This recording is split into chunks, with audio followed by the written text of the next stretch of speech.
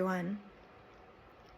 I wish I had been told this when I was younger. Recovery and healing from trauma is layered. And regardless of all of the skills that I have learned and the work that I have done, there have been days recently where I have been shocked at the power of another's projections and triggering past trauma. And so I share how I am walking through it here with you. I held off for years on entering a serious relationship. And a year ago,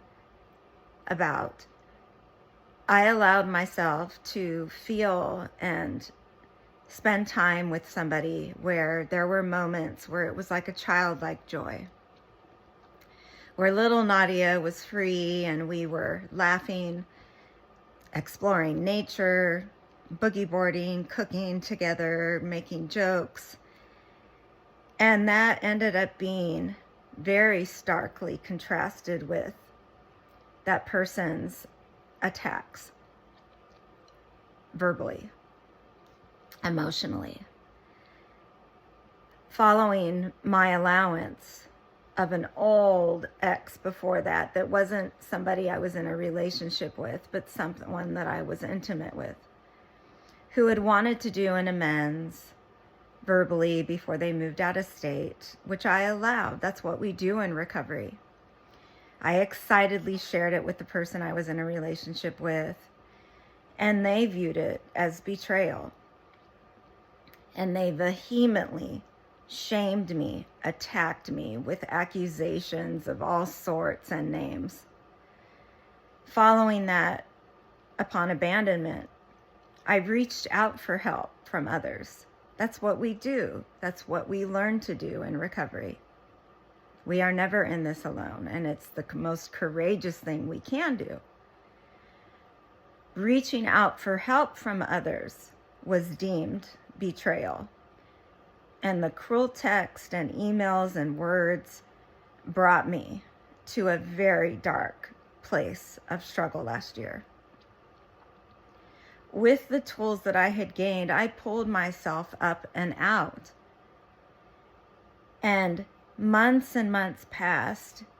And since then, healing that wound, getting past that and digging deeper, has drawn in somebody that is the most amazing individual who has a higher power, who has a daily mindfulness practice, self-reflective practice, who never projects fears or resentments, but talks and communicates. And because both of us are doing this with life, with their past relationship, things that come up with mine, it has drawn us so maturely closer emotionally and intimately. I now know that the universe caused what happened last year so that I could do 3 things.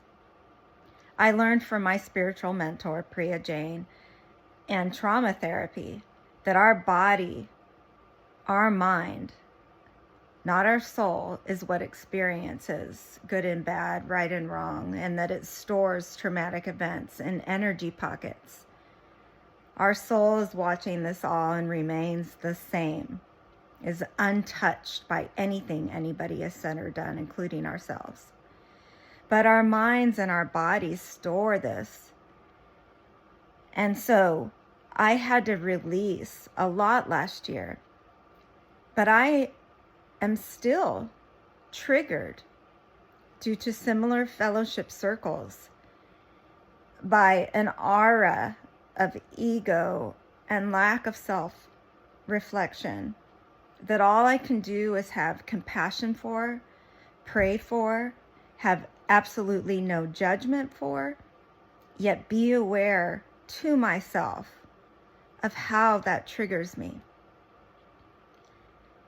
In the past, I was shamed for how I responded to pain. As a child, I didn't know what to do with the pain and disassociated. Last year in this relationship, I was shamed for my response to pain. I ended up apologizing. Here, I doubt there will ever be an apology in recognition of the acts that were so cruel done. What I do have control over, and what hurts so much still today, is that I'm still being triggered. And so I wish someone had told me earlier, so we don't beat ourselves up for this process. But trauma recovery is layered. And every time we lift a layer, we lift more and more and more up our ability to be the love and truth we are, to receive the love and truth that comes from others. I'm living the work, and I'm sharing this with you because of all the blessings in my life today, my children, the book, so many blessings, my love in my life, my friendships. A deep core wound still comes up. And in joy, we can feel pain. In gratitude, we can feel pain. And we walk through it, sober, sharing, so there is no shame about it. Thank you for listening. You are not alone. And we can do this one day at a time. Sending hugs of love. Bye.